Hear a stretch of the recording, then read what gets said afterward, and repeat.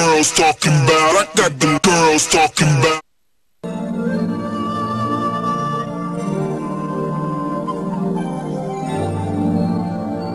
Je m'appelle Abdou Saho, je suis en F1, C2, LHG, lettres, histoire, géographie. C'est Mohamed Sall, étudiant à la FACEF, en deuxième année de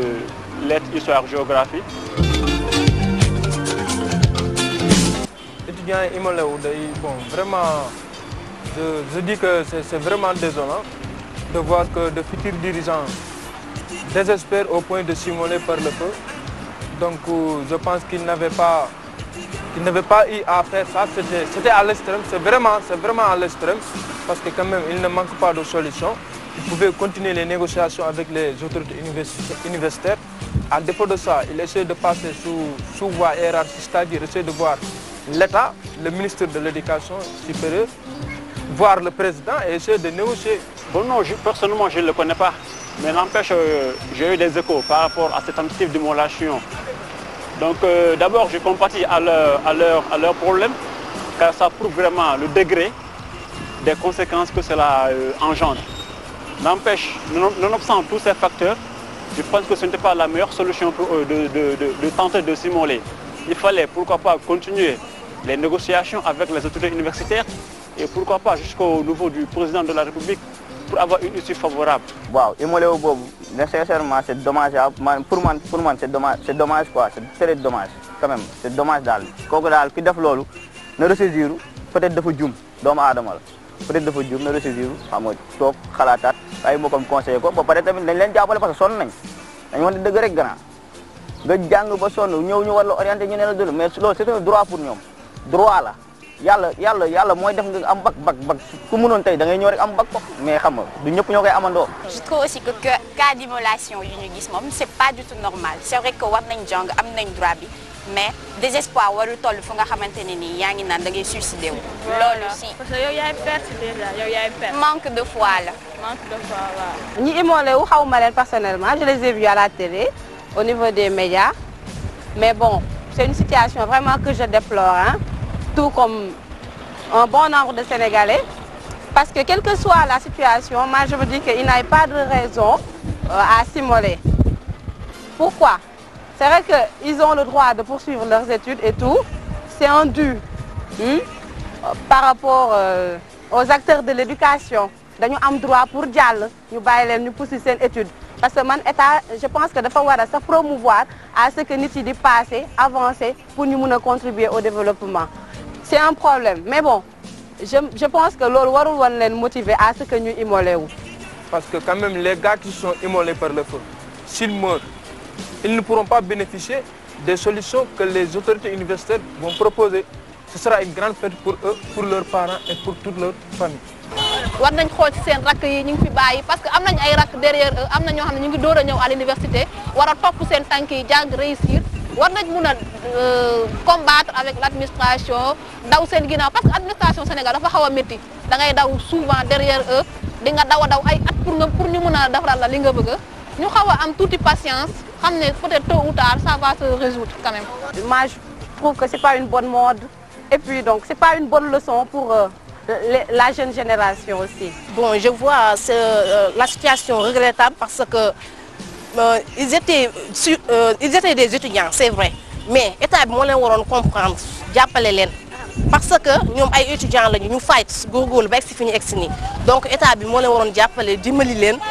s'il le faut mu dig leen dara daal ñu mën ci wéeru mais bu leen waxee ne da ngay cartouché imaginez cartouché mooy lan étudiant cartouché étudiant bu jàng dem ba licence ñu bëgg la wax ni la yow dootoo defati dara franchement ça moom je ne suis pas d'accord dañu waroon dem ak état bi ñu toog waxtaan trouver benn terrain d'entente comme ça ñu mën a résoudre problème bi le plus tôt possible. yow fekkee ni yow jàng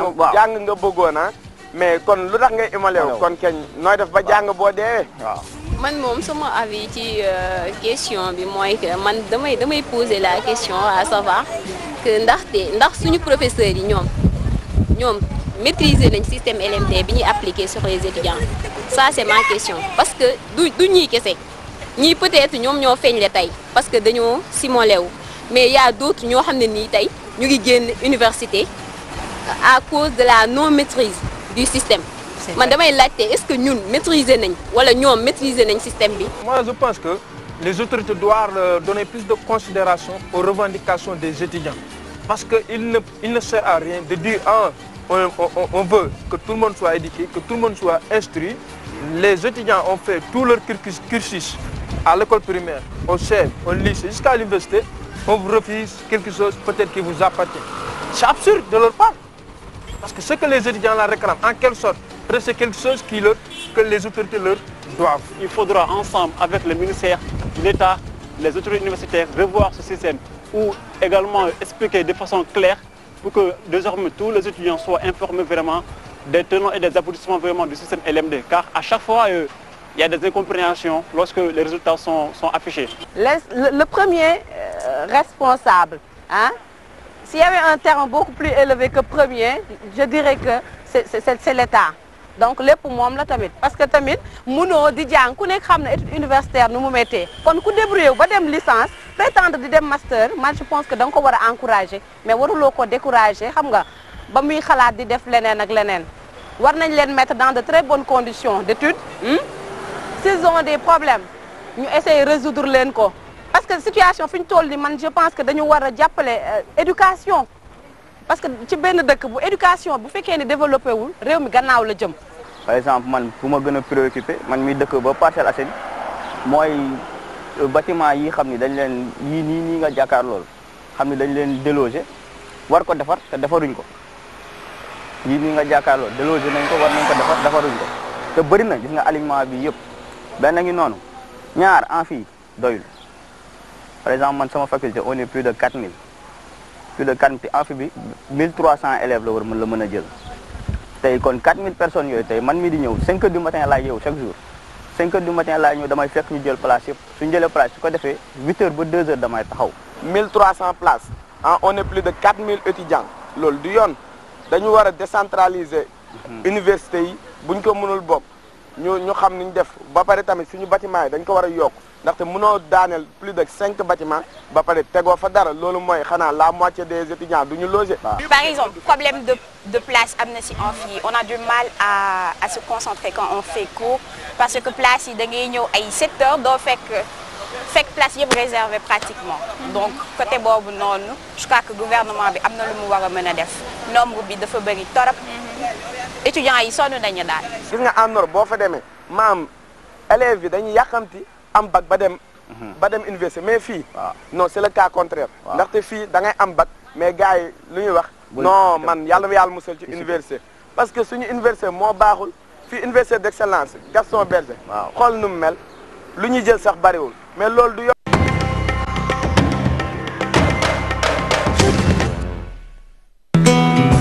sida lu am la kon nag nañu fagandiku ngir sàmm suñu bopp sàmm itam ñi ñuy àndal fagaru préservatif bu bees la bu ñu ràññee te wóor ndax dañu ko saytu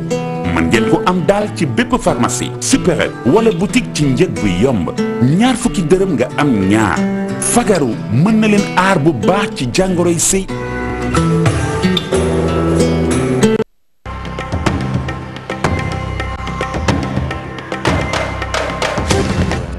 Girls talking about, I got them girls talking about.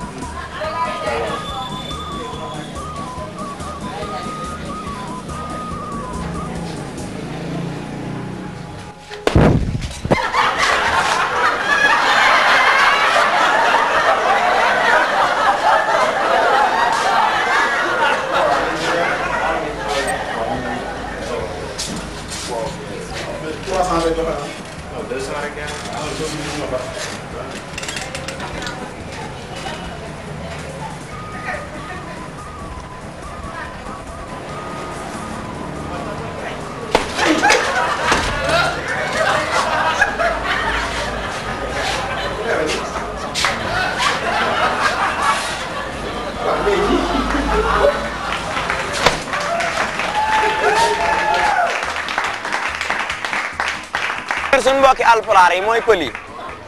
léegi ñaari pël yi danoo dem ci àll bi àll bu yaatu boo xam ne ab désert la montagne yeeg garab yi ñuy xool garab yi bi ñuy xool garab yi di xool garab yi ba mu yàgg morom ji daal ni morom ji i yoro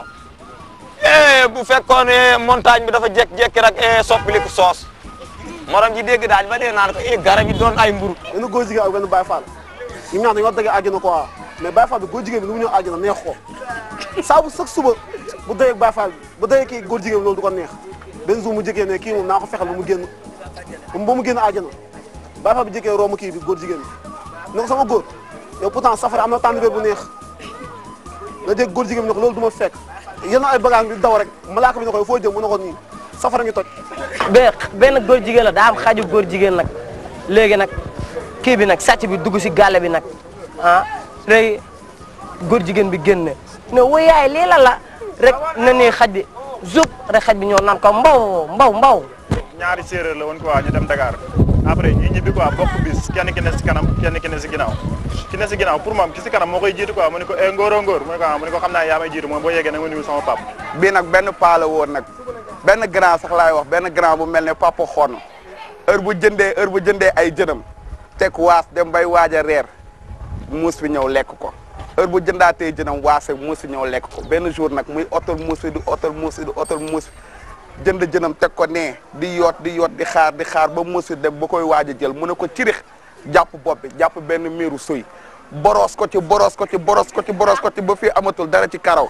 beneen jour nag muy seetluwaat muus bi teg jën bi muus bi xoolu ko xoolaanu ko léegi nag beneen muus jóge nee di ñëw jékki-jékki mu ne ko pis muus bul dem xonn da lay boros. benn paa bi moom xaaraan rek lay def paa bi kër gu mu xaaraan rek balaa di dem fa mu wax loo xamante ne amul paa bi toog ci kër gi añ ba pare añ bi neex rek mu dajale gars yi ñu toog mu ne gis ngeen booy gars yi ne waaw mu ne booy man démb sama gënt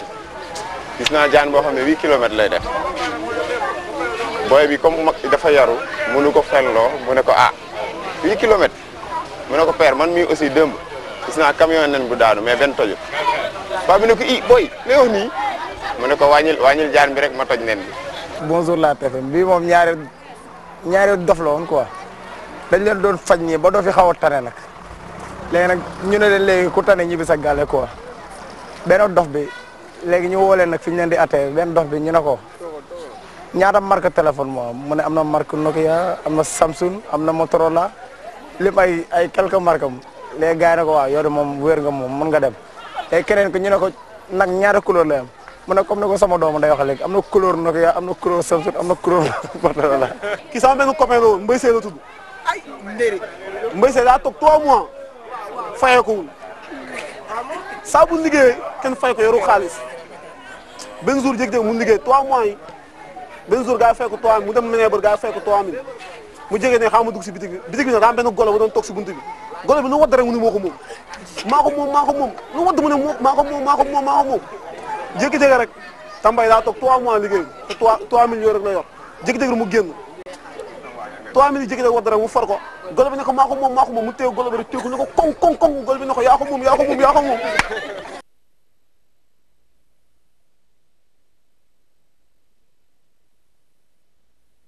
Girls talking about, I got them girls talking about.